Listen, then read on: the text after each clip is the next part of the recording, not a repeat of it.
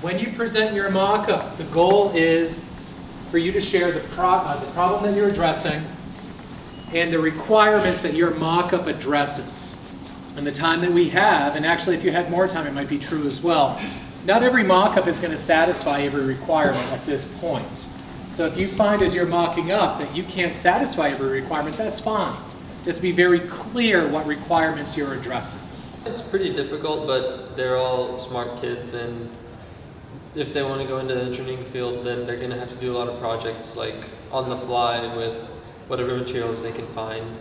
I think they probably expect a little more structure and more like this is what you're doing, but I like that they have the ability to, the freedom to create whatever they want. Really enjoyed how we learned to plan ahead of time. We got to express our creative minds and create something with just random materials that we were given just straight out of our minds to make whatever we could imagine. And we ended up making something that I've never even remotely seen before.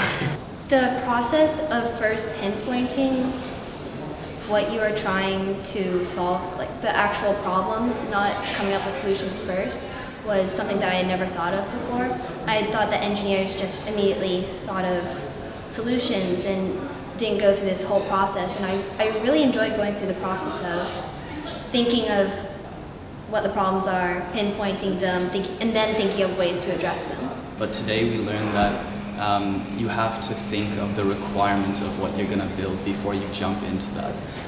Learning that today, I think my team was able to build a really useful item for one-handed people. So again, what we want to hear is, as I choose a mock-up, the team needs to step forward and present it to us as I described earlier. Alright, so the main thing of this is like a second hand while you're cutting fruits and vegetables. And different fruits and vegetables have different heights, so it's adjustable. What would happen is you'd be getting ready to serve, and like you push a button on your racket, and then the ball would go up, and then you'd hit it. And that's it. So you have communication between the racket and the machine? Yes. So Yes. the racket and this was supposed to be communicating a lot because on our racket, the bottom of the racket should also have like a transmitter. Here, our most proud design is our 2 suction cups that you can stick your like your meal or meat on, and it'll stabilize it while you cut the meat. And so here it's called the meat muncher, and basically this is supposed to be very sharp, so you stick it in, and then this is a blade, and you can cut with it. Scissors with a fork attached, and this is like food scissors, so you'll be cutting your meat, and then you'll take it and there's... Now, this is very crude.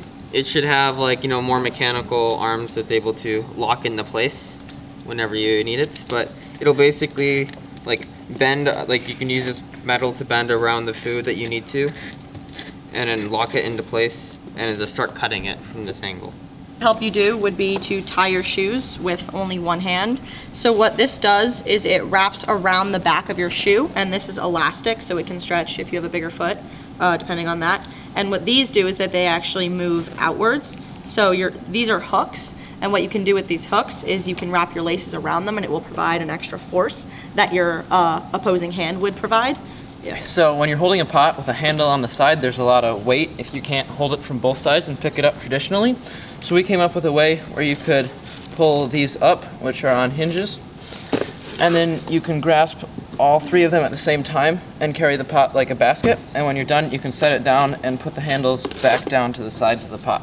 Here we have Sami Solo. this thingy that we don't have a name for it, but it is literally an Xbox controller sliced in half and mounted onto a joystick that you can move around with the trigger buttons and the bumpers here, and your first toggle here with the 4 buttons on the side here. So what we designed is a contraption that will secure the bread, but also keep the bread exposed so that no matter what type of spread you want to eat, you can spread it with one hand. 4 hours, or less than 4 hours, 3.5 hours, you've been able to take ideas in your head and you've been able to mock them up where you actually have something in every case that has potential. Again, if you were able to incubate this and develop it over a 10-week period, it could be something that maybe the tennis ball server would require more time because it's probably more technology there. But all the other ones, I really could see in 10 weeks being something that someone could use. So this process of problem identification, storyboarding, identifying needs, identifying requirements, and then building your ideas is really, really powerful.